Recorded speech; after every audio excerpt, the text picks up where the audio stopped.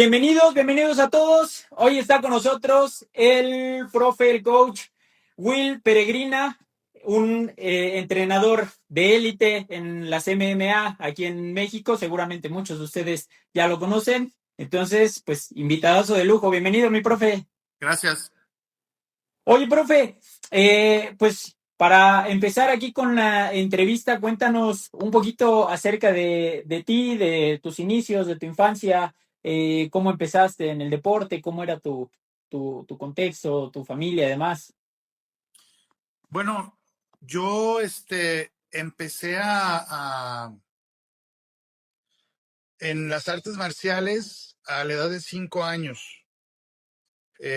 Cuando empecé con karate japonés, y ahí empecé a, a entrenar. Fue mi primer contacto con las artes marciales. A los 5 años, karate japonés tradicional. Ok. De ahí, ¿cuánto tiempo estuviste en esta disciplina o lo sigues haciendo hasta la actualidad? Sí, digo, el karate siempre fue una herramienta que ha estado presente en mi filosofía, en mi manera de entrenar. Siempre lo he tratado de tener presente, siempre he intentado, digamos, manifestar ciertas sobre todo de la filosofía, la he tratado de meter en mis métodos de entrenamiento, y obviamente varias herramientas de combate que creo que siguen siendo efectivas, las he intentado acomodar a lo que es la nueva tendencia y la evolución que ha tenido en las artes marciales desde 1979, pues. ¿Cuáles serían estas adaptaciones, ¿no? Cosas que funcionaban en el karate en cuanto a gestos técnicos y después la filosofía que tú sigues manejando hasta ahora con tus entrenados. Bueno, en nuestra academia, desde los inicios, siempre hemos intentado manejar un código marcial que no solo sea la parte deportiva, ¿no? Creo que muchas de las escuelas hoy en día se basan únicamente en la cuestión física, en la cuestión meramente competitiva, y han dejado atrás la parte filosófica que siempre debe de respaldar a un artista marcial, en mi opinión. Eh, la cuestión de la lealtad, del honor, valores vinculados al código del Bushido, que creo que hacen la diferencia entre un artista marcial y un simple peleador. Pues un peleador es una persona que compite, que es un atleta, que lo puede hacer muy bien, pero que saliendo de la academia o del dojo es otra persona. Un artista marcial creo que lo es desde que lo quiere hacer hasta el día que él decida hacerlo, deje de ser peleador o no, puede convertirse en entrenador, puede convertirse en lo que quiera, pero la esencia del artista marcial continúa. Esas son algunas de las filosofías que hemos intentado perpetuar. Ahora, en la parte técnica, para mí una de las cosas que más me ha gustado meter ha sido la parte, sobre todo, algunas cuestiones de pateo frontal, algunos ángulos. Mucha gente no lo reconoce, pero yo tengo libros de karate donde ya habla de los ángulos a 45 y de varias cuestiones que de repente hoy en día saca McGregor y dicen, oh, lo acaban de inventar. Y todo se recicla, todo tiene mucho tiempo. Yo después de ahí estuve en un karate que se llama Karate Shidokan. Es una variable también del karate, donde esa es con puño limpio y no hay protecciones. Y también esa parte he querido meter algunas de esas esencias, sobre todo porque endurecen mucho al peleador, o sea, te hacen tener un contacto real y no siempre con protecciones. Claro, y es que digo, al ser artes marciales mixtas, hay muchísimas disciplinas que abarcan este deporte como tal, pero me llama mucho la atención esto que mencionabas, profe, de la filosofía, de los valores y sobre todo el tema histórico también, porque como dices, muchos piensan que ciertos gestos técnicos, ciertos golpes se inventaron recién, ¿no? O los inventaron los entrenadores de estos deportistas que tienen como los reflectores encima. Pero históricamente yo creo que, bueno, además este tipo de artes marciales como el karate, que tiene muchísimos años, pues yo creo que ya hay una base muy sólida, algo en lo que probablemente pues todas las artes marciales tomaron una u otra cosa, ¿no? Como ya hacen las MMA de cada una de estas artes marciales en su momento. No sé, tú nos platicarás más ahorita al respecto. Yo creo que el karate pudo haber sido la base de muchas de las que conocemos hoy, ¿no? ¿O cuál sería, o cuál consideras tú que sería? Híjales, es que esa es una pregunta muy interesante porque nos tenemos que remontar al inicio de las artes marciales mixtas. Y creo que le tengo que dar el crédito obviamente al jiu-jitsu brasileño, que fueron los que intentaron hacer de una manera más moderna estos encuentros. Pero hay registros que incluso en 1920, en 1930, en Oriente, ya se hacían encuentros de artes marciales mixtas. ¿Por qué? Pues porque peleaba Kung Fu contra Karate, de alguna manera se enfrentaban tailandeses con japoneses, tailandeses con chinos, y obviamente en ese tiempo los tailandeses eran los que dominaban la escena.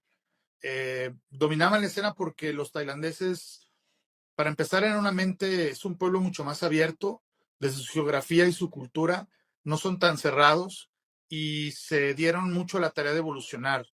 Si llegaba gente de Europa con cosas de box, ellos la adaptaban, no tenían miedo de cambiar su esencia y su técnica, y se volvieron muy peligrosos. Aparte, ellos no tenían katas, ¿no? No tenían formas, no manejaban casi armas, entonces se dedicaban todo el tiempo al combate, al combate, al combate, al combate. Y claro que los registros es que pues en ese tiempo prácticamente nadie más que quizás los birmanos podían darles batalla. Si a mí me preguntas, obviamente en ese tiempo los países estaban muy, muy cerrados. Los japoneses, los chinos, los tailandeses, los coreanos tenían su propia esencia, eran muy celosos de su técnica. Yo, lo que decías ahorita sobre las nuevas tendencias, hoy en día veo que las calf kicks y creen que las acaban de inventar. Yo te puedo enseñar eh, mil formas incluso de karate que traen un pateo para lesionar ahí el tendón de Aquiles, ¿no?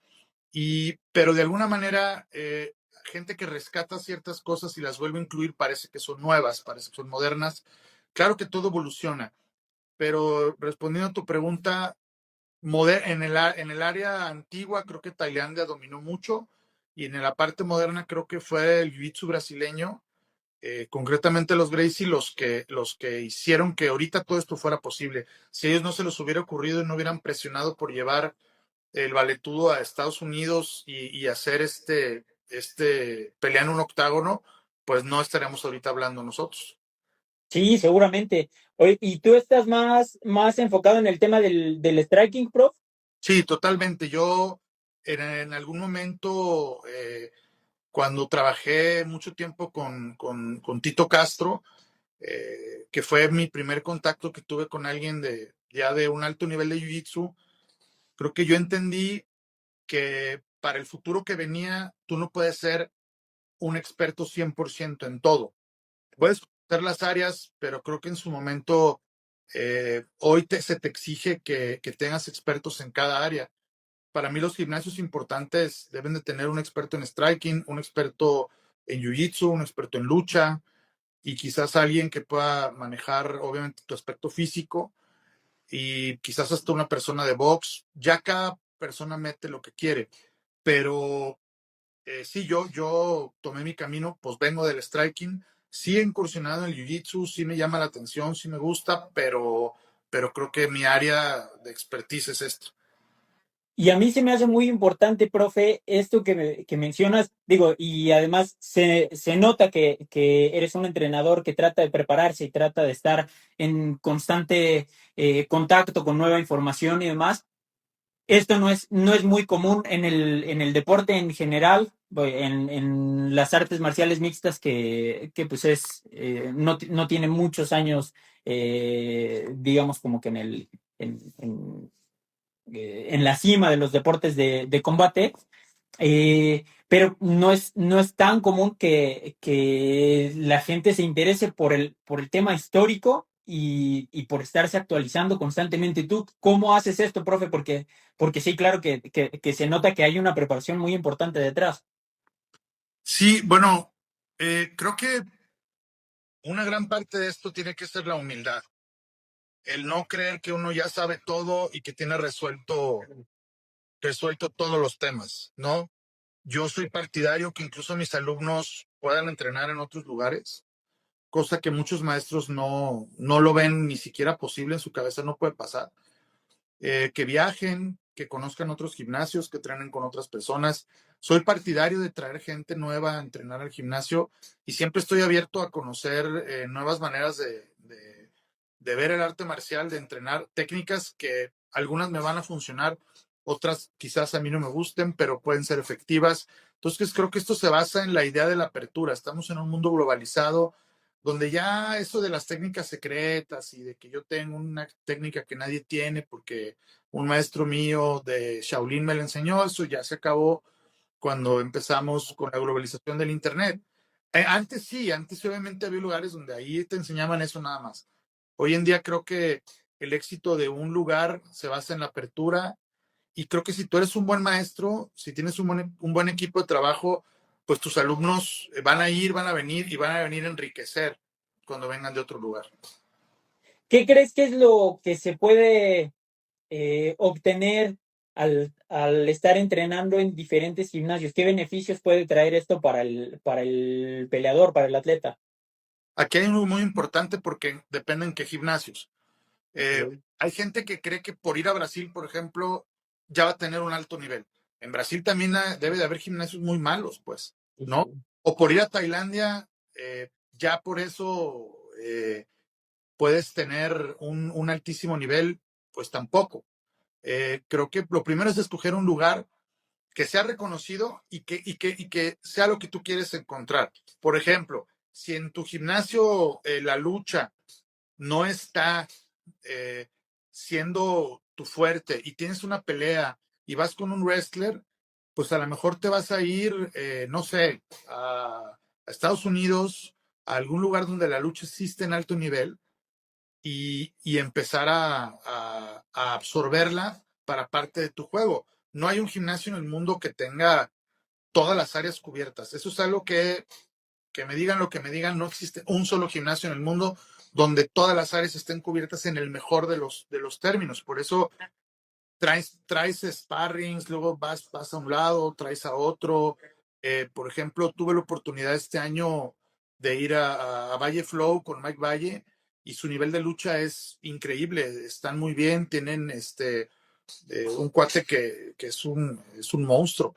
Entonces, veo su manera de entrenar y claro que llegas no solo con técnicas, sino con maneras de cómo dar la clase. Pero más que otra cosa, el salir y regresar te da un termómetro de cómo estás tú. Tú puedes pensar a veces que estás muy bien y llegas y dices, híjales, la estoy regando en esto. O puedes decir, ¿sabes qué? Voy muy bien. Estamos haciendo las cosas muy similares en varias partes de los mejores gimnasios del mundo. Entonces, agarro dos, tres cosas, las traigo, pero estamos bien, ¿entiendes? Claro. ¿Tú crees que en algún momento, profe, las MMA vayan a dirigirse hacia un tema como de especialidad? Porque lo platicaba con Roybert, un peleador venezolano que estuvo recién en el top, lo platicaba también un poco con Alan Domínguez, que es uno de tus entrenados, que hay ciertos gestos técnicos, por ejemplo, me comentaba, Alan me comentaba que él un momento en un momento de su vida, un periodo, estuvo haciendo lucha. Entonces yo le preguntaba si el 100% de lo que hacía en lucha podía ser transferible a las MMA y me mencionaba que había algunas cosas que la verdad no usaba para nada, pero había otras que le eran muy funcionales. Entonces, este tipo de cosas que son muy funcionales, por ejemplo, del Muay Thai, de la lucha, del boxeo, de no sé, hasta del mismo taekwondo si quieres, karate, o sea, todas las artes marciales o todos los deportes de combate, pues llegan a tener alguno que otro gesto técnico que sí puede ser transferible y otros que de plano, pues a veces por contexto, por indumentaria y demás, pues no pueden ser tan aplicables. ¿Crees que las MMA vayan hacia un tema de especialidad o tú consideras que es mejor que se siga haciendo por separado y al final pues tratar de unirlo con ciertas adaptaciones? No, yo creo que debes de ver las áreas por separado, pero también invariablemente las tienes que ver juntas. Voy a poner un ejemplo. Si tú ves Jiu-Jitsu, pero nunca haces sparring de MMA, nunca vas a entender que muchas de las técnicas de Jiu-Jitsu puro para competencia no van a servir cuando hay golpes, ¿no? Sí. Si tú eres una persona que solo hace lucha, a lo mejor no vas a entender que hay ciertas técnicas que en la jaula van a ser diferentes porque vas a topar en ella. Entonces hay lucha para jaula, pero ni la lucha olímpica, ni la lucha grecorromana, ni la lucha libre en ese estilo tiene una jaula. Tú la tienes que adaptar. Sí soy partidario, obviamente, de ver una clase de striking, una clase de lucha y una clase de jiu-jitsu, pero invariablemente debe haber momentos en que tengas que juntar las tres. Y si eres peleador de MMA, entrena las cosas como te las están enseñando, pero siempre también ten la noción de que para pelear va a haber algunas modificaciones. Hay muy buenos maestros de jiu-jitsu que te dicen, esta es la técnica y se va a hacer así. Si van a pelear, el brazo ponlo para acá. ¿Entiendes? O sea, aquí no hagas esto, o por ejemplo, no me funen los jiu-jitseros, pero ver que cuando hay ground and pound y striking, la media guardia no es la mejor de las herramientas, ¿no? O hace un tiempo yo me acuerdo que no era. Y a lo mejor para alguien que tiene técnicas de jiu-jitsu muy avanzadas en un torneo de puro grappling, de ahí se puede sentir muy cómodo para hacer ciertas cuestiones. Entonces, creo que se vale a entrenar por separado, pero si eres un peleador profesional de MMA, tienes que juntarlas, tienes que empezar a entrenar todo junto, sobre todo por otra cosa que la gente no entiende, el cardio de pelea. No es lo mismo pelear Muay Thai que hacer Jiu-Jitsu y que hacer lucha. Son tres cardios diferentes. Si tú te enfocas en hacerlos por separado, el día que los juntas, tú no vas a estar acostumbrado a qué pasa. Tú tienes que estar acostumbrado a estar peleando arriba, que te derriben o derribar, pararte, volver a pelear arriba, que te tiren y empezar a hacer jiu-jitsu en el piso, levantarte y mantener un nivel de cardio de esos picos tan diferentes, porque son diferentes. No hay uno mejor ni peor, simplemente los picos de intensidad son distintos. ¿Cuántas veces no hemos visto que trae muy buen cardio, llegan a la jaula, se amarran, sale y ya no trae aire un rato para pegar porque se lo quemó ahí? Sí, sí, sí. Y, profe, tú con la experiencia que tienes, con todos los entrenados que han pasado por tu gimnasio o por tu academia, ¿cuál consideras eh, que es el arte marcial más transferible en cuanto a striking? O sea, que hay gestos técnicos que muchos se pueden aplicar. Obviamente, pues hay distintas disciplinas, ¿no? Y hay muchas pues los deportistas o los peleadores tratan de ir integrando a su repertorio, ¿no? Pero hay una en específico que sea la más transferible.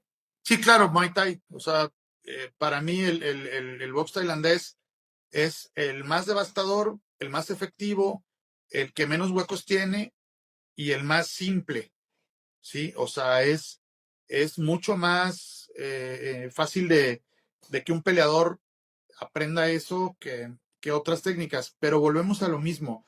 Eh, el Muay Thai puro como tal, no. O sea, tienes que adaptarlo, ¿entiendes? Hay muchas veces que tú dices, voy a hacer un clinch de Muay Thai y un luchador ya le estás regalando que se baje y simplemente te derribe.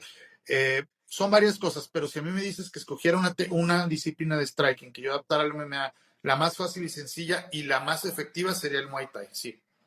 Ahora, entre el Muay Thai y el boxeo, que son los dos, yo creo que más utilizan los peleadores de MMA, eh, ¿cuál crees que cuál crees que sea lo ideal, digamos? Porque pasa mucho esto que peleadores como Conor McGregor o ahora Ilia Topuria quieren ir a probar al boxeo. Pasó recién con Tony Ferguson. Quieren ir a probar como que un poquito suerte, si se le puede decir así, al boxeo.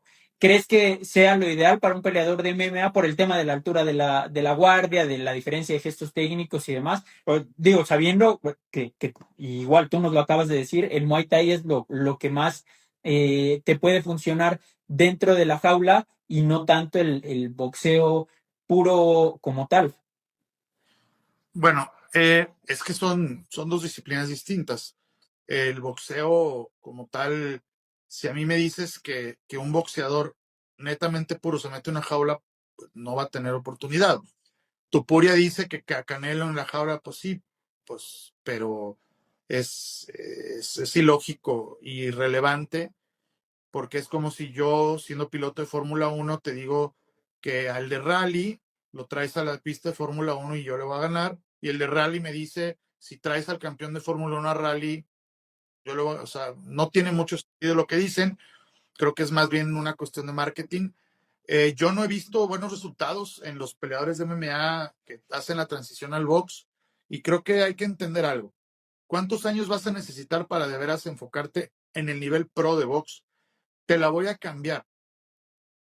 Agarra al mejor boxeador del mundo o de la historia. Es más, vamos a agarrar a Julio César Chávez para no meternos en conflictos o a Mohamed Ali, a quien tú quieras. ¿En cuánto tiempo te gusta que Mohamed Ali te pueda pegar un derribe y una sumisión en una jaula? ¿Cuántos años? ¿Me entiendes? Pero es peleador. Se sabe mover, sabe pegar.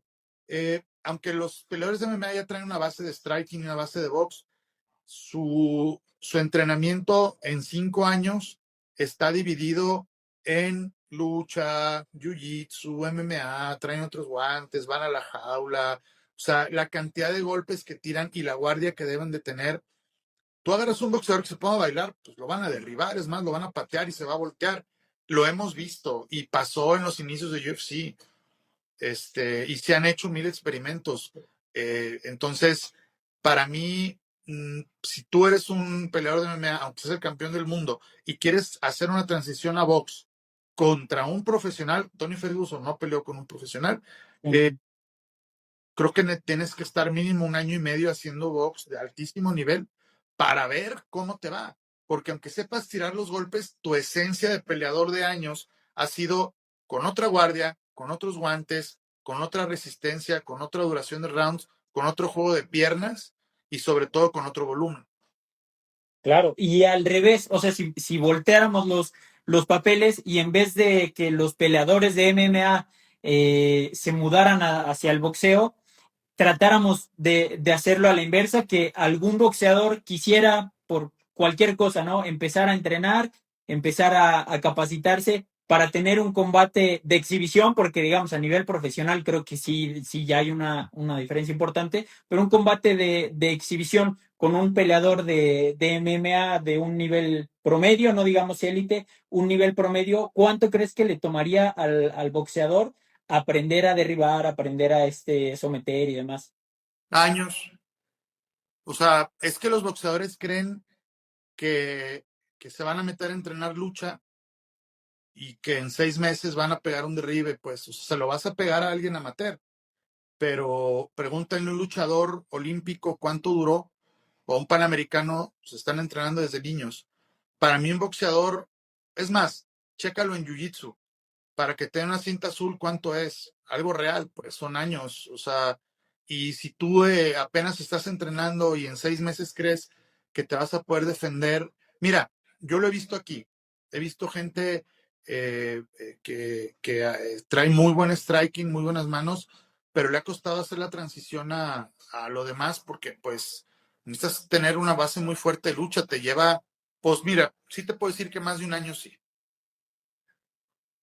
Sí, sí es bastante. Y es que la lucha pues también es compleja, ¿no? De hecho, estaba viendo una gráfica, una estadística de los últimos campeones, o los campeones históricos más bien, en UFC solamente, o sea, la gráfica era específicamente de UFC, y sí predomina mucho el tema de la lucha y del sambo, ¿no? Que también hay ahí algunos considerados, pero si no me equivoco, o sea, seguramente tengo ahí el número pues medio borroso, pero estoy casi seguro que era por ahí del 48% de los campeones venían de una base de lucha o de sambo. Entonces sí es, o sea, yo creo que sí es, la diferencia es muy importante. Y de ahí los que le siguen, me parece que justo era boxeo, Muay Thai y demás, pero era casi la mitad, era por ahí del 24-29%. O sea, voy a buscar la gráfica y si no, pues la ponemos ahí en el clip, pero era algo así. Entonces, sí hay un grado de complejidad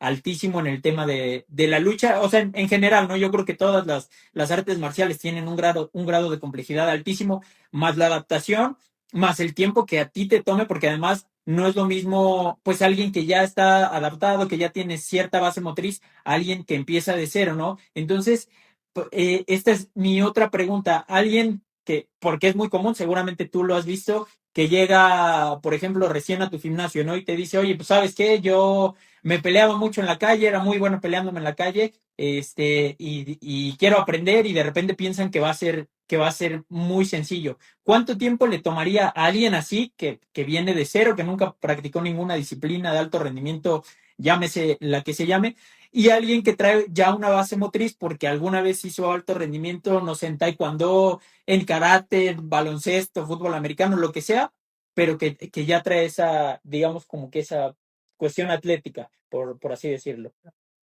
Se me hace difícil darte un número exacto, pero obviamente sí se ve una diferencia abismal entre alguien que ya hizo alguna disciplina deportiva formal y alguien que no. Simplemente desde la complexión, la coordinación sobre todo. O sea, hay gente que nunca ha hecho nada y que tú le expliques una combinación de tres golpes, su sistema motriz no desarrolló al mismo tiempo la parte mental, la parte del cerebro con eso. O sea, creo que la gente que no hizo deporte desde niño tiene mucho más dificultad en adaptarse a hacer un deporte como este, que sobre todo lleva pues otra carga también de golpes, una cuestión de mucho más presión, ¿no? De mucho más estrés. Entonces, pues una cosa es que lo hagas y que ahora hagas sparring y que te salga todo si nunca anduviste en bici, pues sí es mucho más difícil. Científicamente está comprobado, los niños que han hecho disciplinas deportivas, pues siempre, no solo la parte física, sino la parte mental se desarrolla de otra manera. Yo, si alguien llega de cero, de la nada, y te dice que quiere empezar a entrenar, pues yo creo que en 2 años podría ser un smokers de Muay Thai, pero pues antes no. Ok, o sea, sí, A, a un buen nivel, pues. sí, claro. ¿Y qué tiempo tendría que pasar, por ejemplo, para que alguien que inició de cero y que la única base que trae es cuando se peleaba en la escuela, hasta su primer pelea amateur en MMA? Es que, a ver, vamos viendo algo claro. En México eh, hay una cuestión rara porque creemos que el hombre ya nació sabiendo pelear. Eso es. Es algo que como que te dicen en tu casa, ¿no? No sé de dónde viene esa parte cultural, pero el otro día una encuesta, no me lo inventé yo, y era el 87 más o menos por ciento de los hombres promedio en México piensan que son buenos para pelear, sin haber entrenado nunca nada. Entonces, y creo que también para el fútbol y cosas así, pero casi el 90% de los hombres en México creen que saben pelear. De ese porcentaje, yo creo que ni el 20% tuvo peleas callejeras duras, porque pelearte en la secundaria, tirarte unos moquetazos y que te separen, pues eso no es pelear. Yo lo puedo comparar porque el nivel profesional, pues lo comparamos con cualquier deporte profesional, ¿no? O sea, si yo jugaba en el patio de mi escuela fútbol, en los recreos, literal en el patio de concreto con unas porterías de fierro, 3 años de primaria, incluso es todavía más que pelearte, pero pues yo no puedo esperar que a los 25 me vaya a contratar Tigres, pues no, o sea, ni siquiera en tercera división vas a jugar, solo porque te echabas unas gambetas y una chilenita, o sea, y la gente que viene y dice que se peleaba mucho en la calle, pues yo creo que tenías encuentros físicos, de tirar golpes, moquetazos.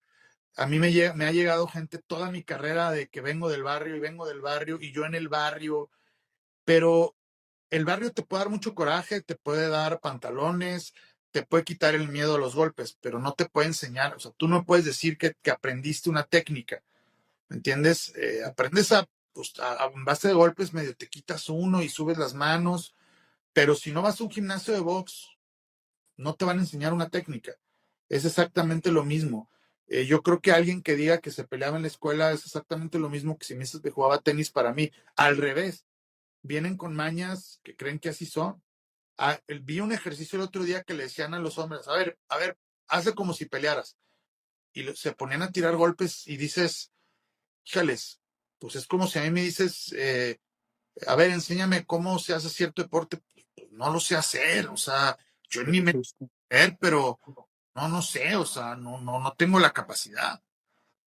Sí, claro, y es que justo está esta parte, ¿no? Y sobre todo en el mexicano, que además ya se volvió muy común el dicho, ¿no? De que ya automáticamente siendo mexicano ya eres muy bueno para pelear. Y justo pasa eso, ¿no? El tema de la especialidad. ¿Qué debería tener para ti un buen peleador? ¿Qué es lo que para ti sería saber pelear? O sea, que tú lo vieras y dijeras esto y esto y esto. Eh, para competir, pues, o Para sea, competir, claro, sí, sí, sí. mira, yo siempre lo he dicho, he sido muy claro, un peleador tiene que tener cinco, un peleador que puedas decir, me lo puedo llevar a un campeonato, o sea, que de veras pueda triunfar y brillar. Necesitas cinco cosas. La primera es disciplina, ¿ok? La disciplina es el compromiso, de dejar atrás cosas para comprometerte con algo. La disciplina no tiene que ser solo un arte marcial. La disciplina deportiva la entendemos como el compromiso de entrenar todos los días, de no faltar, de llegar temprano, de dormirte temprano, de no tomar alcohol, etcétera. Bueno, la segunda es talento. Y con el talento, pues eso se puede desarrollar o puedes haber nacido con él. Pero el talento es importante. O sea, que seas bueno en algo, ¿no? Que seas bueno. Eh, la otra, obviamente, pues tendríamos que definirlo como, no sé si entra dentro de la disciplina, pero el compromiso con la parte física, hoy en día, cualquier deporte de alto rendimiento, pero además el arte marcial, te exige una capacidad física enorme. Entonces, si físicamente no estás bien, tú podrás ser disciplinado en los horarios y en la comida, pero si no eres físicamente fuerte, no estás comprometido con el área física, difícilmente vas a llegar. O sea, va a ser muy, muy, muy complicado porque antes alguien con talento brillaba. Hoy en día el físico sigue dominando mucho. Lo vemos en otras áreas como el fútbol, haciendo un paréntesis. Me acuerdo en el 93, cuando Estados Unidos creó su primera liga de fútbol, dijeron en 20 años nosotros vamos a ganarle a México. Y en base a disciplina y pura parte física y ciencia física, lo lograron. O sea, se hicieron atletas, se comprometieron con su parte física, dos, tres cosas tácticas y vámonos. Y muchas veces hoy en día un peleador que sea disciplinado, que esté muy bien físicamente, quizás no es el más talentoso, pero con esas herramientas podría ganar. La otra es, pues, el coraje, ¿no? Los pantalones, los huevos, como decimos en México, Sí, sí. porque para este deporte sí se necesita. Tú puedes tener, y eso lo decía Tito una vez en una entrevista que se hizo famosa, que si hubiera redes ahorita sería viral. O sea, tú puedes tener el mejor equipo, puedes tener las mejores instalaciones, los mejores entrenadores, pero si no tienes pantalones no vas a llegar a ningún lado en este juego. Necesitas estar consciente de que estás jugando la supervivencia y esa esencia no la tienen otros deportes. La tienen disciplinas como el motociclismo, los deportes motores o escalar, ¿no? Paracaidismo, pero fuera de ahí, tú puedes jugar un partido de fútbol y puedes tener nervios, pero no hay el factor supervivencia intrínseco en tu competencia. En los deportes de contacto sí lo hay. Entonces, sobrellevar eso, pues es difícil. Si logras juntar eso, ¿sí? Más un buen equipo de trabajo, entonces sí me estás dando una combinación de personas que pueden llegar a algo, porque de repente te llega un alumno que es técnicamente increíble. Es un prodigio, el chico, prodigio, pero es indisciplinado. No llega temprano, no entrena, no le gusta, no quiere hacer físico. Y luego te llega un chico que físicamente es súper dotado y dices, wow, ya, pero técnicamente, pues, no es bueno, no tiene el IQ, que esa es la otra que me faltaba. Tienes que tener un IQ de juego, tienes que ser inteligente, tienes que cultivar tu mente, tienes que tener un IQ de pelea. Si no eres inteligente en este juego ya moderno ahorita, no vas a llegar a ningún lado porque con fuerza, con pantalones y con técnica vas a llegar hasta cierto lugar. Un peleador que quieras que sea campeón necesita ser inteligente, necesita cultivar su mente, necesita leer, necesita estudiar peleas, necesita estar abriendo y trabajando su cerebro, porque las decisiones que tú tomas dentro de la jaula no pueden depender de tu esquina todo el tiempo. Y eso tiene que ver con la inteligencia. Y como te lo decía, a veces te llega un chico que tiene todo, pero le da miedo los golpes. Y a veces te llega uno que dices, es un león, no le importa, se muere en la jaula, pero no es inteligente, no entiende las cosas, no puede evolucionar, cabeza no le da, él no quiere estudiar más. Entonces se tienen que juntar muchas cosas para la tormenta perfecta, son esas 5, y si las juntas, pues tienes un campeón potencial. Claro, sí debe haber cierto equilibrio, ¿no? O sea, yo creo que en esto que mencionas no hay uno u otro que predomine más, ¿no? Yo creo que más bien el Casi. secreto, si podemos decirlo así, tiene que ser mantener todo al mismo nivel, que una cosa no esté por debajo de la otra. Ahora, hay dos cuestiones que me llamaron mucho la atención. La primera, el tema atlético, ¿no? El tema físico. Veía recién un artículo donde mencionaban que precisamente los peleadores de MMA estaba, pues como, o sea, eran los atletas pues más desarrollados, ¿no? Que más tiempo le tenían que dedicar a su disciplina, que obviamente pues había un riesgo de lesión altísimo, que también era un deporte súper, súper complejo, o sea, sí lo ponían como tal vez el número uno en cuanto a disciplinas deportivas, considerando todo, ¿no? O sea, fuerza, velocidad, inteligencia, además, o sea, todas las variables que se pudieran considerar, que las MMA, pues sí serían de lo más exigente, ¿no? Entonces, en este aspecto, ¿qué tanto tiempo tendría que dedicarle un peleador profesional, obviamente un peleador profesional, tú que ya tienes experiencia con ellos, al tema físico y qué tanto ya al tema técnico y después lo estratégico, ¿no? Que es al siguiente punto al que vamos, lo del IQ que nos hablabas, que pues, tiene que ver con un tema más de estudio, de estrategia, de análisis y demás. Eh, Aquí tocaste la palabra clave, profesional, ¿sí? Te voy a preguntar, cuántas horas al día trabaja una persona profesionista promedio en México? Entre 8, Ocho, de cajón. ¿no? O sea, hay veces 14, pero el horario normal son 8 horas. Sí, Un psicólogo que se meta a trabajar en un hospital, pues va a tener un horario entre 8 y 10 horas, ¿sí? exacto. Pues 10 horas, o sea, si me entiendes, todo tu día, es tu trabajo. O sea, hay peleadores que creen que llegan al gym, entrenan su clase de la mañana y en la noche entrenan otra hora y ya. No. Si tú eres un profesional, tienes que ir 8 horas al día a tu trabajo. Así es. Y en esas 8 horas viene el descanso, porque descansar el cuerpo es parte del entrenamiento. Importante. Pero mira, hay muchas tendencias. Hay gente que hace físico diario, hay gente que hace físico 3 días de la semana, hay gente que diversifica la parte del físico en en una parte a veces cardio, a veces fuerza, a veces reacción, pero para mí, por decirte un ejemplo, tú tienes que cubrir todos los días 3 sesiones, una de grappling, una de striking y una de físico, por decirlo así, ¿no? O sea, tu striking puede ser un día Muay Thai, ese día haces lucha y luego haces físico. O a lo mejor al otro día haces el otro tipo de físico en la mañana, box, y ese día te toca lucha. O a veces haces sparring y ya solo haces una carga ligera de físico con liguitas, no sé, o sea, pero para mí, entre todas esas sesiones de 2 horas, te llevas 6 más 2 horas en lo que puedes ponerte a estudiar peleas, estudiar a tu rival, ver peleas para mí es una enseñanza gigantesca. Yo a mis peleadores que se lesionan les digo, ¿y qué haces en tu casa? ¿Por qué no estás viendo la clase sentado?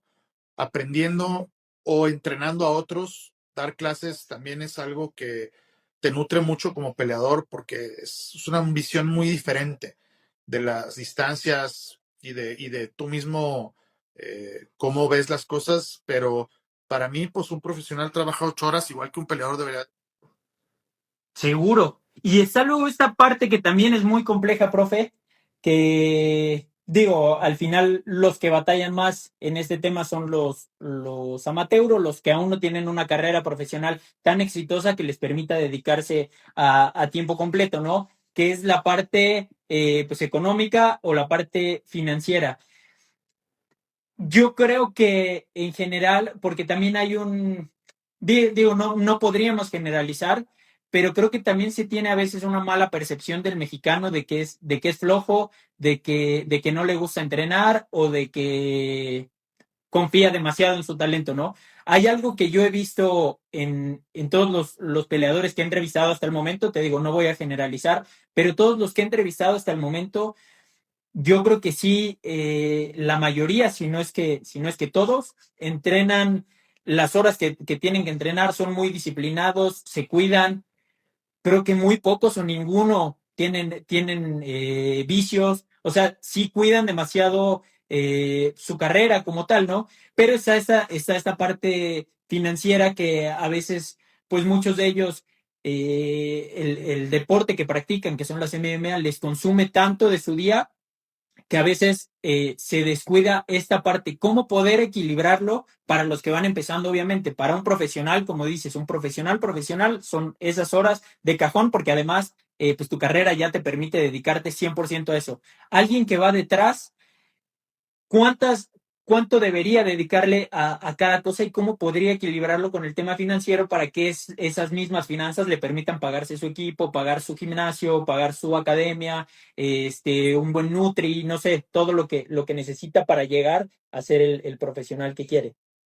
Bueno, es un tema complicado, pero que tampoco es exclusivo de las MMA, ¿eh? O sea, creo que cualquier Sí, persona claro. que quiera hacer del deporte su profesión sufre exactamente igual. Creo que aquí la pregunta es qué tanto lo quieres, qué tan obsesionado. O sea, si de veras estás tan comprometido y obsesionado, yo te voy a decir algo. Levántate a las 5 de la mañana a dar 2 clases privadas de 300 pesos. Una una de 6 a 7, otra de 7 a 8. Desayunas y empiezas a entrenar a las 9, ¿no? Haces una sesión a las 9, otra a las 10, a las 12 te desocupaste, ¿ok?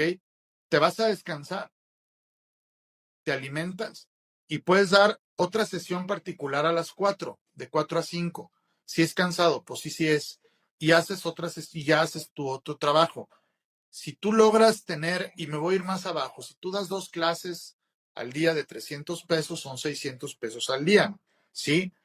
Por 6 días son 3,600 pesos. Por 4 son casi 15,000 pesos. Eso es más de lo que gana un profesionista recién egresado. Por trabajar, nomás 3 horas. El problema es cuando no quieres. Ahora, no, es que pago renta. Ok, entonces, ¿por qué en tu gimnasio te cobran? Yo tengo convenios con mis peleadores. Ok, dame clases. Da clases aquí. A cambio de un programa donde puedas entrenar. Y creo que por otra parte hay gente que me dice, ¿sabes qué, coach? Yo voy a hacer esto. voy a agarrar un trabajo de medio tiempo, de 8 a 2, y voy a dedicarme las tardes y a lo mejor doy una clase a las 5 de la mañana, porque luego, ay, no, es que cómo, tengo que descansar. Y luego de repente ves una persona, un obrero, que se levanta a las 3:30 de la mañana para agarrar un camión, luego otro camión, luego el macrobús para llegar a la obra y regresar a las 10 de la noche a su casa todo madreado y dices, ¿y tú por qué no puedes? Porque eres atleta al revés. O sea, se supone que tú estás preparado para una carga física. Hemos escuchado mil historias de gente que se lo propone y hace lo, o sea, así tenga que dormir en el gimnasio, lo hace. ¿Qué tan obsesionado estás? Pero si tú quieres salir y tener dinero para ir al cine y también aparte tomarte tu tiempo para hacer otras cosas, yo sí te puedo decir una cosa. Si quieres estudiar, trabajar y entrenar MMA para competir, no va a pasar. Vas a competir a un nivel amateur quizás muy abajo por cumplir un sueño. Está padrísimo, te lo recomiendo que lo hagas porque pelear es de las mejores experiencias que puede tener un hombre en su vida. Pero si tú quieres hacer esto como una profesión, pero aparte quieres estudiar en línea y aparte quieres trabajar y quieres estar entrenando, no va a pasar. Es muy poquito lo que tienes de entrenamiento. Vas a quedarte a la mitad. Vas a ser uno más del montón. Esa es la realidad. Ok, sí, y la verdad, profe, no pudiste decirlo mejor. Hace ratito precisamente subí un fragmento me parece que, no recuerdo si es una entrevista o es una conferencia de prensa, algo así. Es un fragmento de algo que decía Javier, precisamente del tema del camino fácil, ¿no? O sea, que mucha gente quiere absolutamente todo lo que tienen los profesionales, que es el dinero, la fama, los viajes y demás, pero no todos están dispuestos a pagar el precio que se tiene que pagar, ¿no? Y muchas veces en la disciplina que sea, pues tienes como dices, ¿no? Quieres ser profesional, hay que trabajar como un profesional, hay que hacer los sacrificios que hace un profesional. O sea, no puedes llegar a estar en UFC saliendo todos los viernes y sábados y desvelándote 3, 4 veces por semana y luego yendo al café y luego yendo con los amigos y el tiempo que te sobra lo usas para entrenar, pues es imposible, ¿no? Yo creo que son unas u otras. Eso es un hobby. O Eso sea, es- yo me gusta el tenis y voy 3 veces a la semana a una clase de tenis y digo que quiero ir a Wimbledon, pues estoy muy mal. No voy a ir, pero ni al abierto de Chapala. Entonces, eh, pues, ¿qué tanto lo quieres? Ahora, no todo el mundo tiene que ser peleador. No todo el mundo tiene que ser campeón, no todo el mundo tiene que pelear. El arte marcial es algo que te brinda beneficio en tu vida y a lo mejor vas 3 veces a la semana a Jiu-Jitsu y te cambia la vida, ¿eh? O sea, de veras te da una visión distinta a las cosas. Pero es como si yo me meto un curso, a lo mejor de psicología, porque me llama la atención la criminología, ¿verdad? Me nutro, estoy aprendiendo cosas nuevas, tengo nuevos conceptos, aprendo, me estoy cultivando, pero eso no significa que yo me voy a ir a la DEA o a la CIA o al FBI, ¿me entiendes? O sea, si quiero hacer eso, pues ya estaré estudiando para empezar una licenciatura desde hace años, especializándome en algo y viendo cómo le puedo hacer para irme a los mejores lugares, pero eso es obsesionarte con algo y tener... Ahora, lo del camino fácil, pues el problema es que los jóvenes de hoy vienen con una tendencia a tener todo muy rápido. Eso lo hemos hablado en infinidad de ocasiones y no solo en estas plataformas. Cuando tienes una recompensa tan rápida ahorita, de agarrar el teléfono y que te lleven la comida que quieres a tu casa, de obtener todos los satisfactorios rápido, también creen que la carrera es así de rápida. O sea, llegan, entrenan 2 semanas y ahora qué sigue.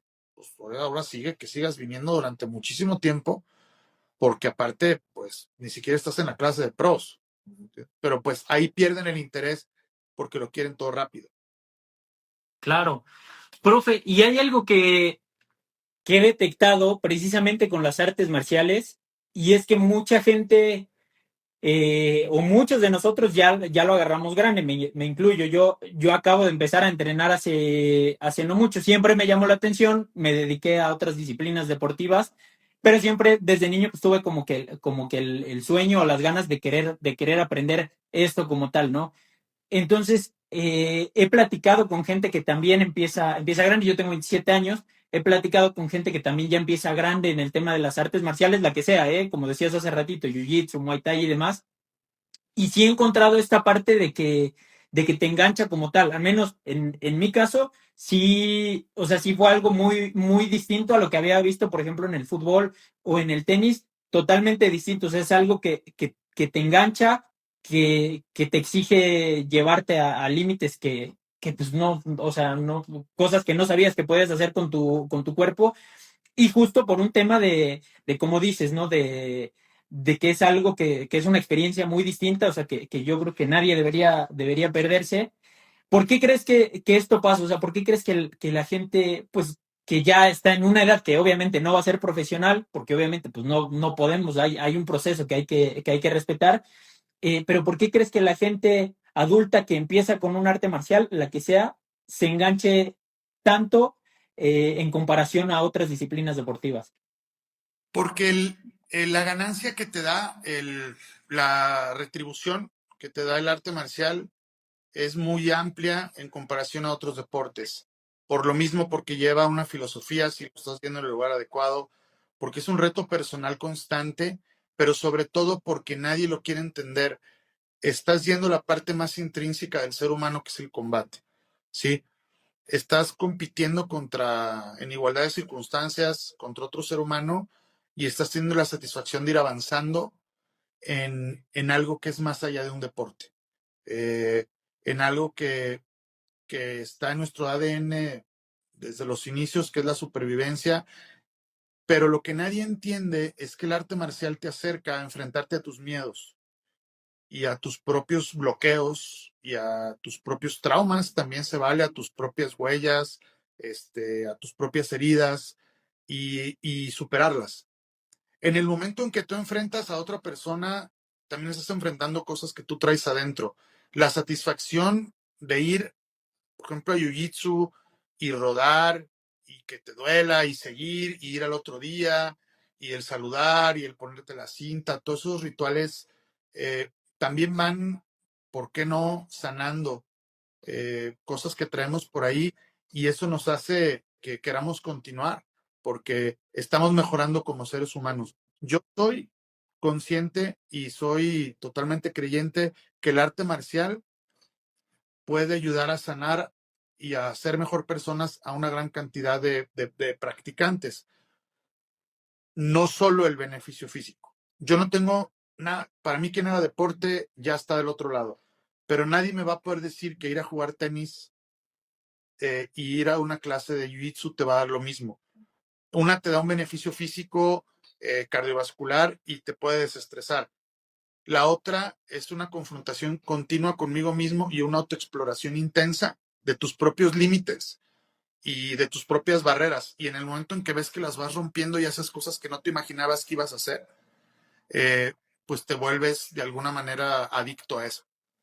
Sí, y yo creo que es una serie de cosas que vas aprendiendo sobre ti mismo. Ya lo decía hace un rato, ¿no? Del tema físico, o sea, de superar tus límites, pero también sobre todo de resiliencia, de disciplina, de responsabilidad, de muchísimo respeto. Te da mucha más seguridad en las cosas que haces, cualquiera que sea. Y por eso es muy común, por ejemplo, ahora que veía casos de actores que empiezan a hacer jiu-jitsu o futbolistas que de repente empezaron a hacer MMA y ahora pues lo practican como un hobby o como un complemento, ¿no? Entonces, sí es esta parte de empresarios, contadores, abogados y demás que empiezan en un arte marcial y después ya no lo sueltan, ¿no? Y a pesar de que lo agarraron pues ya grandes, o sea, ya no para competir, ya no lo sueltan, o sea, de ahí a que el cuerpo les permita poder hacerlo, se quedan toda la vida y es algo que sí no he visto en muchas otras disciplinas, ¿no? O sea, de repente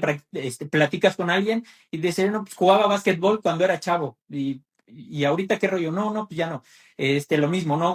Futbolistas o tenistas o no sé, jugadores de fútbol americano que lo practicaron en su juventud, pero que no lograron engancharse de tal forma que lo hicieron a lo largo de su vida y con las artes marciales sí que pasa. Ahora, hay otra cuestión, profe, que igual me llamaba mucho la atención, lo que decías del tema estratégico y del tema del IQ de pelea. ¿cuál crees que es la forma correcta de desarrollarlo, de estar en constante aprendizaje y si se debe hacer todos los días y cómo se debe hacer? ¿Cómo es la forma correcta de desarrollar esta habilidad? Para mí la mente es como un músculo, ¿ok? Que hay que trabajar. Si tú estás, y de veras ya parezco abuelito, pero si tú estás pegado a tu pantalla 6 horas viendo TikTok y viéndole la vida a la casa de los famosos y de alguna manera jugando o usando tu energía intelectual únicamente en la distracción, pues no estás cultivando esa parte, que es como un músculo, es como si te digo que en vez de ir a hacer pierna, nunca hagas pierna y no hagas nada, es lo mismo. Para mí, la lectura, obviamente, o incluso un audiolibro o escuchar algo, o sea, yo te voy a decir una cosa, si tú tienes un trayecto de 45 minutos de donde vives al gimnasio, ya sea en camión, caminando, corriendo, ¿por qué no escuchas un podcast? ¿Por qué no escuchas un audiolibro? Los audiolibros la gente los tiene muy sobrevalorados, perdón, infravalorados, pero pues es una herramienta gigantesca porque estás abriendo tu mente a otro mundo, a otras ideas y empieza a trabajar tu mente a ejercitarse. Leer, obviamente, para mí es básico. Yo a mis peleadores les presto libros, les digo, léete esta novela, léete esto, y porque leer te empieza a abrir desde tu lenguaje y empieza a trabajar tu cabeza. Ver peleas completas desde el análisis, para mí es básico. O sea, para mí tienes que ver una pelea al día. No tiene que ser de tu rival. Analízala, o sea, no vela, porque verla, pues es estar ahí. Analiza qué hizo bien, qué hizo mal. Un verdadero pelea, un IQ alto, te tiene que ver una pelea al día y decir virtudes y defectos de cada uno de los peleadores y apuntarlos. Por ejemplo, ¿no? A ver, la de Adesanya contra Gastelum. ¿Qué hubiera hecho o cuál fue su hueco? ¿Qué hubieras hecho diferente? ¿Cuál crees que fueron sus aciertos? ¿Qué se movió? ¿Cuál fue la técnica? El trabajar la cabeza es como trabajar el cuerpo. Entonces, para mí ahí empieza la parte intelectual de un peleador. La otra es qué tanto le inviertes a las técnicas nuevas y que no te salen. Ahí es donde yo más batallo, ¿sí? Porque tú te puedes sentir completo en ciertas áreas, ¿no? Pero cuando en realidad te llega algo nuevo, una técnica nueva de pateo, una nueva técnica de algo, el peleador por ego, instantáneamente si no le sale la rechaza. Por ejemplo, el pateo de giro. Yo que vengo de las artes marciales tradicionales, el pateo me gusta muchísimo. Y el pateo de giro siempre me gustó desde cuando era peleador. Y cuando lo trato de implementar, me doy cuenta de que como nunca lo han tirado, tienen que tirar mucho. Y entonces lo tiran en la clase de lunes y el viernes lo quieren tirar en el sparring, pues no lo van a atinar.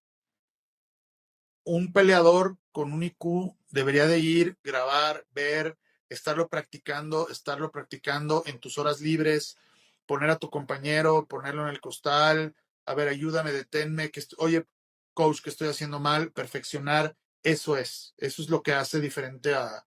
Mira, lo dijo Messi una vez, le preguntaron, oye, ¿qué opinas? Pues que eres el mejor del mundo y él le dijo, sí, sí soy, pero nadie cuenta cuando yo llegaba una hora antes que todos a hacer tiros libres y me quedaba 1 o 2 horas después a tirar penales, a poner barreras, a tirar pases, a lo que fuera. O sea, tu IQ no es nada más porque naciste inteligente, pues lo tienes que cultivar.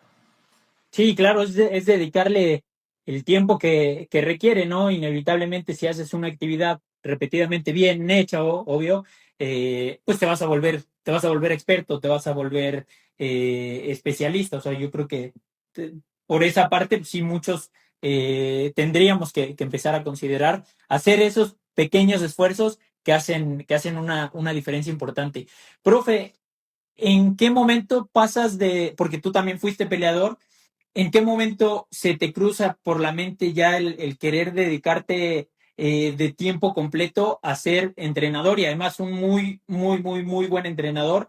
Eh, ¿Cuándo te das cuenta que tienes esta habilidad docente, esta habilidad de enseñar, de compartir tu conocimiento? Porque muchos piensan que ser entrenador o que ser maestro es como llegar, poner un par de ejercicios y ya está. Yo creo que sí hay que tener una habilidad docente detrás y hay que tener una habilidad sobre todo de comunicación, ¿no? Porque puedes saber muchísimo, pero si tú no sabes cómo transmitirlo y cómo el alumno pueda incorporarlo y pueda entenderlo rápido, porque además no todos comprenden de la misma manera, pues va a ser difícil, ¿no?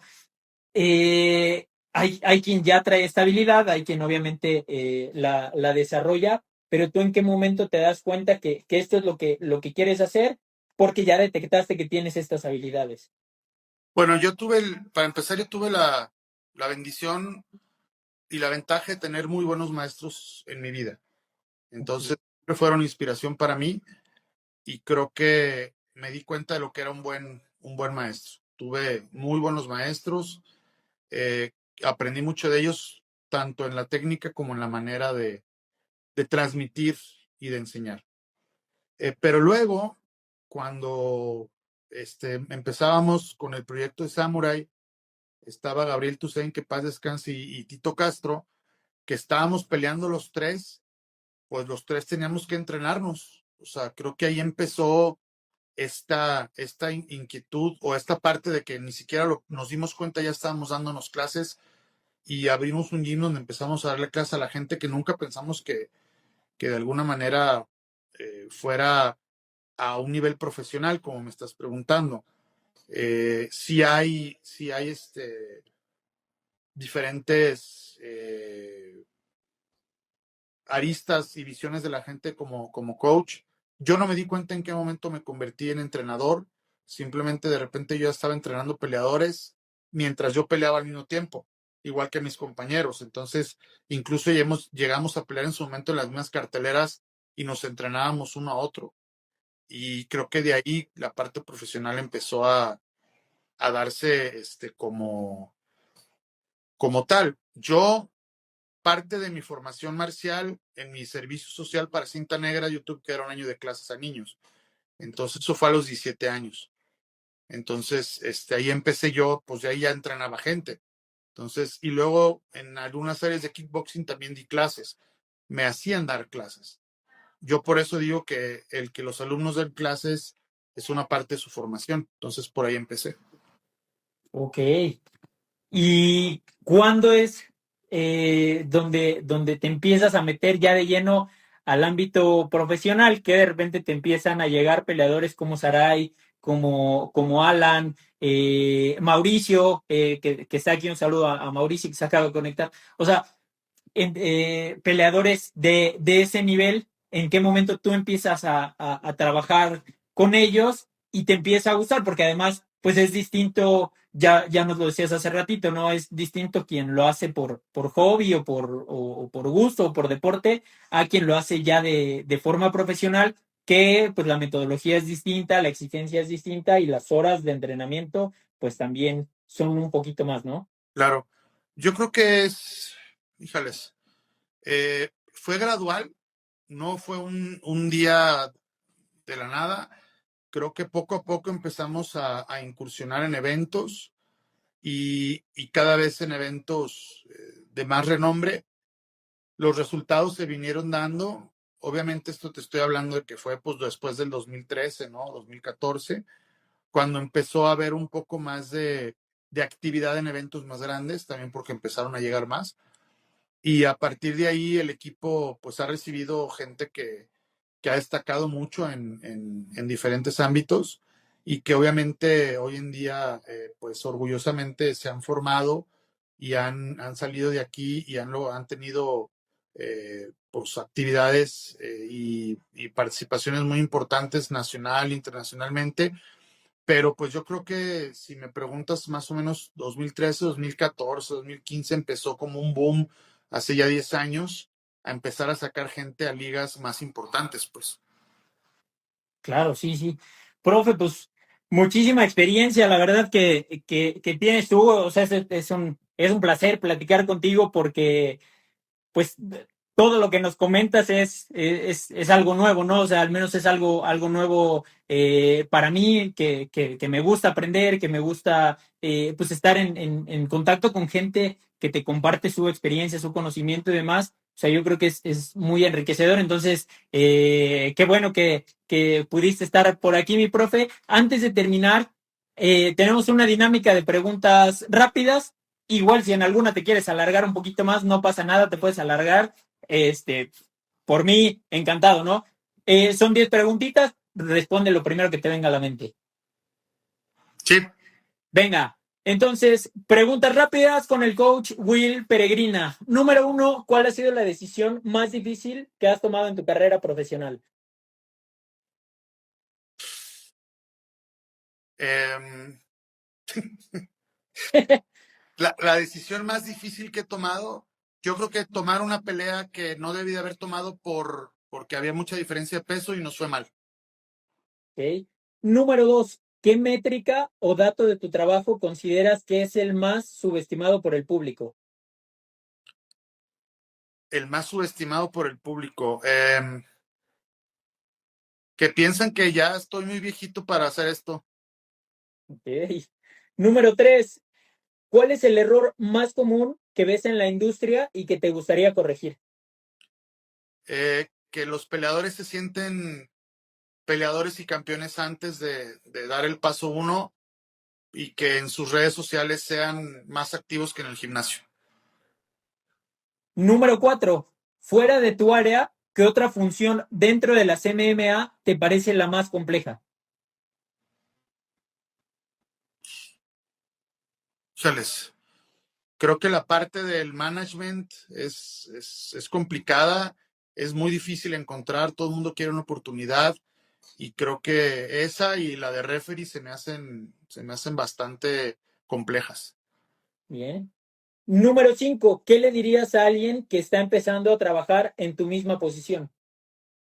Como entrenador, Como entrenador, sí. pues que nunca deje de capacitarse, que no, nunca sabes todo, que sea abierto, que vaya a otros gimnasios, que conozca más gente y que no tenga miedo de que alguien llegue y venga y vaya, todo es crecimiento.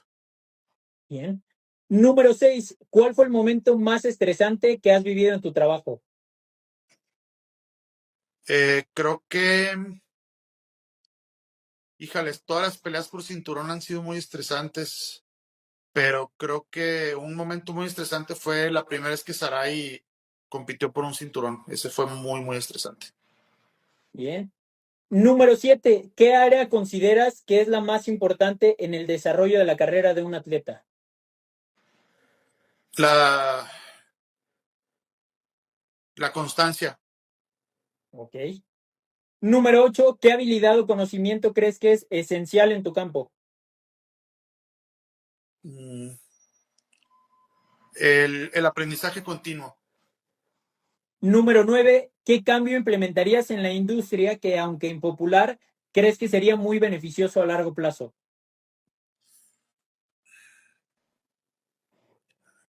Son muy buenas preguntas, por eso las tengo que pensar. No, hombre, claro, Eh, claro. Mira, creo que limitaría muchísimo el tema de los cortes de peso en Occidente y lo haría como lo hacen en Japón. Ok, más o menos cómo es eso. Lo que pasa es que allá obviamente te van monitoreando desde más de 10 días antes, tu hidratación para que no cortes mucho. Ok, Entonces, los rebotes y los cortes son mucho menos agresivos y por lo tanto las peleas son de mejor calidad. claro, y además pues ya, pues gente que está acostumbrada más o menos a ese peso, ¿no? Porque me decía recién un Nutri que había quien cortaba hasta 15, 20 kilos. Por eso es irreal, o sea, es imposible que tú llegues en óptimas condiciones si cortaste 15 kilos en una semana. Sí, está bravísimo. Número 10, ¿a quién de la industria nos recomendarías entrevistar en el canal para que la gente conozca más a fondo su historia? Hay alguien que está saliendo otra vez a la luz, se llama Scott Anthony, y él fue el que realmente empezó, yo me animo a decir, las artes marciales mixtas en casi todo México. fue maestro de grandes entrenadores como Pancho Brazo, como Tito, como Carlos Navarro, de muchísimos entrenadores. Él fue el primero que trajo brasileños cintas negras a México, y él fue maestro de muchos de nosotros. Él trajo el kickboxing y sambo y lucha antes de que aquí ni siquiera se escuchara qué era. Yo, Órale. Buenísimo, entonces pues, igual le vamos a mandar la invitación. Profe, con esto terminamos. Muchísimas gracias por el tiempo, de verdad, gracias por todo lo que nos compartiste, que fue un montón de conocimiento que seguramente a la gente le va a gustar mucho este episodio, esta entrevista. Entonces, pues qué bueno que pudiste darte tu vuelta por aquí. Las veces que quieras caerle al canal, mi profe, las puertas están abiertas. Ojalá haya una segunda parte porque claro, hay muchos temas muy interesantes, ¿no? Y me gustó mucho tu forma de pensar, tu forma de ver el deporte. A mí me encantó, de verdad. te agradezco mucho para empezar las palabras y la oportunidad y la apertura y estamos en contacto. Buenísimo, mi profe. Muchísimas gracias. Gracias a todos los que se conectaron. Nos vemos en la siguiente entrevista. Abrazo, mi profe. Gracias.